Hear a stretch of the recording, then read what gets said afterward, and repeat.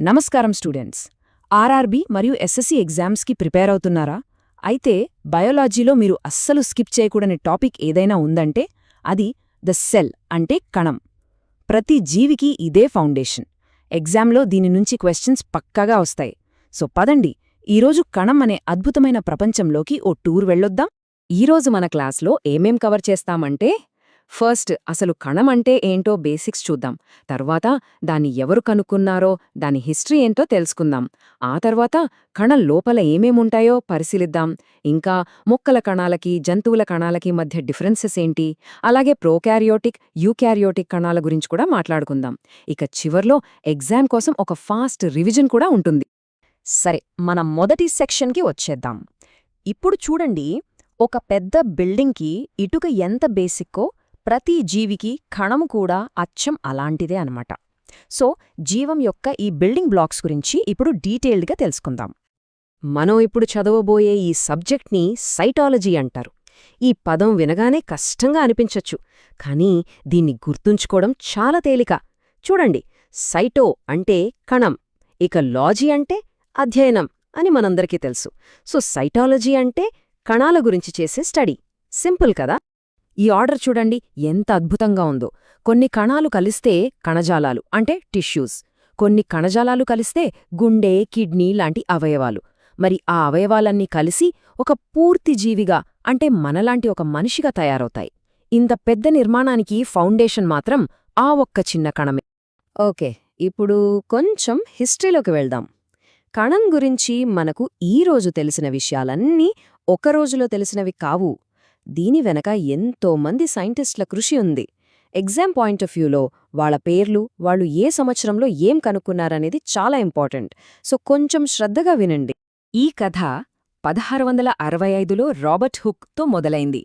ఆయన మొదటిసారి ఒక నిర్జీవ కణాన్ని చూశారు. కొన్ని సంవత్సరాల తర్వాత లివెన్ హుక్ తన మైక్రోస్కోప్తో ఫస్ట్ టైం బతికున్న కణాలను చూసి షాక్ అయ్యారు. ఆ తర్వాత చాలా గ్యాప్ వచ్చింది.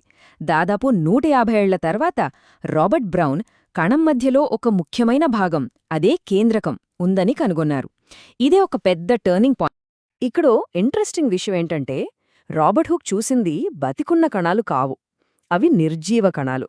ఆయన చెట్టు బెరడు నుంచి తీసిన కార్క్ని మైక్రోస్కోప్లో చూసినప్పుడు తేనెపొట్టులో ఉన్నట్టు చిన్న చిన్న గదులు కనిపించాయి. వాటికి ఆయన సెల్ అని పేరు పెట్టారు. లాటిన్లో సెల్ అంటే ఒక చిన్న గది. చూడండి, ఆ పేరిప్పటికీ మనం వాడుతున్నాం.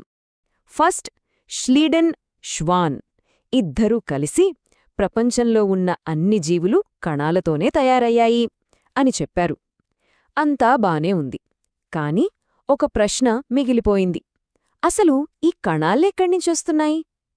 అప్పుడు రుడాల్ఫ్ వెర్చో వచ్చి, కొత్త కణాలు ఎక్కడ్నించో గాలిలోంచి పుట్టవు, అవి ఆల్రెడీ ఉన్న పాత కణాల నుంచే పుడతాయి అని ఒక అద్భుతమైన పాయింట్ చెప్పారు. ఇది బయాలజీలో ఒక విప్లవం లాంటిది. సరే, హిస్టరీ నుంచి ప్రెజెంట్లోకి వచ్చేద్దాం. పదండి, ఇప్పుడు మనం కణం అనే చిన్న ప్రపంచం లోపలికి ఒక టూర్ వేద్దాం. లోపలేమేమున్నాయో చూద్దాం. అసలు కణం లోపలికి బయటికి వస్తువులెలా వెళ్తాయి? ఇది చాలా ఇంపార్టెంట్. లెఫ్ట్ సైడ్ చూడండి, డిఫ్యూజన్లో పదార్థాలు ఎక్కువ ఉన్న చోటు నుంచి తక్కువ ఉన్న చోటికి అలా సింపుల్గా వెళ్ళిపోతున్నాయి. కానీ రైట్ సైడ్ ఉన్న ఆస్మోసిస్లో అలా కాదు. అక్కడ కేవలం నీరు మాత్రమే ఒక సెమీ పర్మియబుల్ మెంబ్రేన్ అంటే ఒక జెల్లెడ లాంటి పొర ద్వారా వెళ్తుంది. ఈ చిన్న తేడాని బాగా గుర్తుపెట్టుకోండి. ఇదిగో మీకోసం ఒక సూపర్ ప్రోటిప్. ఇది ఎగ్జామ్స్లో చాలాసార్లు అడిగిన బిట్. వేర్వేరు జీవుల సెల్ వాల్స్ దేంతో తయారవుతాయి? మొక్కల్లో అయితే సెల్యులోజ్, ఫంగస్లో అయితే కైటిన్, ఇక బ్యాక్టీరియాలో అయితే పెప్టిడోగ్లైకాన్. అన్నిటికన్నా ముఖ్యమైన పాయింట్ ఏంటంటే, జంతు కణాలకు అసలు సెల్ వాల్ అనేది ఉండదు. ఇది మాత్రం మర్చిపోవద్దు. ఇప్పుడు మనం ఎక్కడికొచ్చామంటే కణం యొక్క కంట్రోల్ రూమ్కి, అదే కేంద్రకం. కణం ఏం చేయాలి, ఎప్పుడు పెరగాలి, ఎప్పుడు డివైడ్ అవ్వాలి, ఇలాంటి ఆర్డర్స్ అన్నీ ఇక్కడ్నుంచే పాస్ అవుతాయి. అందుక దీన్ని కణం యొక్క మెదడు అని పిలుస్తారు. ఈ నంబర్ 46, దీన్ని అస్సలు మర్చిపోవద్దు. మన శరీరంలో ఉన్న ప్రతి కణంలోనూ మన అమ్మ నుంచి 23, నాన్న నుంచి 23, మొత్తం 23 జతల క్రోమోజోమ్స్ ఉంటాయి. మన ఎత్తు, మన జుట్టు రంగు, మన క్యారెక్టర్ అన్నీ క్రోమోజోమ్లలో ఉన్న డిఎన్ఏలోనే రాసి ఉంటాయి. ఓకే, ఇప్పుడు ఒక ఇంట్రెస్టింగ్ కంపారిజన్ చూద్దాం. మన శరీరంలోని కణానికి ఒక చెట్టు ఆకులో ఉండే కణానికి మధ్య తేడా ఏంటి? రెండూ జీవులే కదా. మరి వాటిలో ఏమున్నాయి, ఏవి లేవు? ఆ తేడాలను ఇప్పుడు క్లియర్గా చూద్దాం. ఈ డయాగ్రామ్ చూస్తే మనకు అంతా క్లియర్ అయిపోతుంది. మొక్కలు కదలలేవు కాబట్టి వాటికి ప్రొటెక్షన్ కోసం గట్టిగా ఉండే సెల్ వాల్ ఉంటుంది. అవి సూర్యరశ్మితో ఫుడ్ తయారు చేసుకోవడానికి క్లోరోప్లాస్ట్లుంటాయి. ఇవి మన జంతుకణాలలో ఉండవు. కానీ ఎనర్జీ కోసం మైటోకాండ్రియా, కంట్రోల్ కోసం న్యూక్లియస్, ఇలాంటివి రెండింటికి కామన్. అందుకే అవి మధ్యలో ఉన్నాయి. బయాలజీలో కణాలన్నిటినీ 2 పెద్ద ఫ్యామిలీస్గా డివైడ్ చేశారు. ఒకటి చాలా పాత సింపుల్ ఫ్యామిలీ, అదే ప్రొకారియోటిక్. రెండోది కొంచెం అడ్వాన్స్డ్ కాంప్లెక్స్ ఫ్యామిలీ, అదే యూకారియోటిక్. ఈ డిఫరెన్స్ అర్థం చేసుకుంటే బయాలజీ చాలా ఈజీ అయిపోతుంది. ఈ తేడాలు చూడండి, పేర్లోనే మీనింగ్ ఉంది. ప్రో అంటే ఆదిమ, అంటే ముందు. యు అంటే నిజమైన. ప్రోకారియోట్స్లో ఒక పర్ఫెక్ట్ న్యూక్లియస్ ఉండదు. జెనెటిక్ మెటీరియల్ అంతా సైటోప్లాజంలో అలా ఫ్రీగా తిరుగుతూ ఉంటుంది. కానీ యూకారియోట్స్లో ఒక మెంబ్రేన్తో కవర్ చేయబడిన పక్కా న్యూక్లియస్ ఉంటుంది. ఇదే మేజర్ డిఫరెన్స్.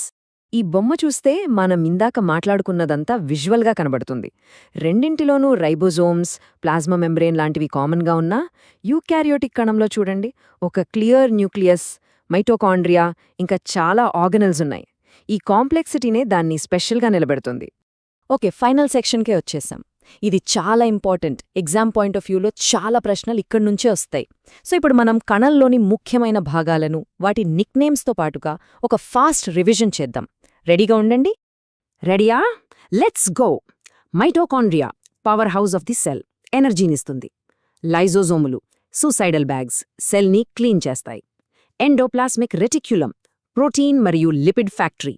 ఇక గోల్గి సంక్లిష్టం, కణం యొక్క పోస్ట్ ఆఫీస్, ప్యాకేజింగ్ చేసి డెలివరీ చేస్తుంది. ఈ నిక్నేమ్స్ గుర్తుపెట్టుకుంటే చాలు, వాటి ఫంక్షన్స్ ఈజీగా గుర్తుంటాయి. ఇదొక అద్భుతమైన విషయం. ఎగ్జామ్స్లో కూడా పదే పదే అడుగుతారు. ఒకసారి ఆలోచించండి, కణం లోపల ఉన్న మైటోకాండ్రియా, ప్లాస్టిడ్లకు వాటికవే సొంతంగా డిఎన్ఏ, రైబోజోములు ఉంటాయి.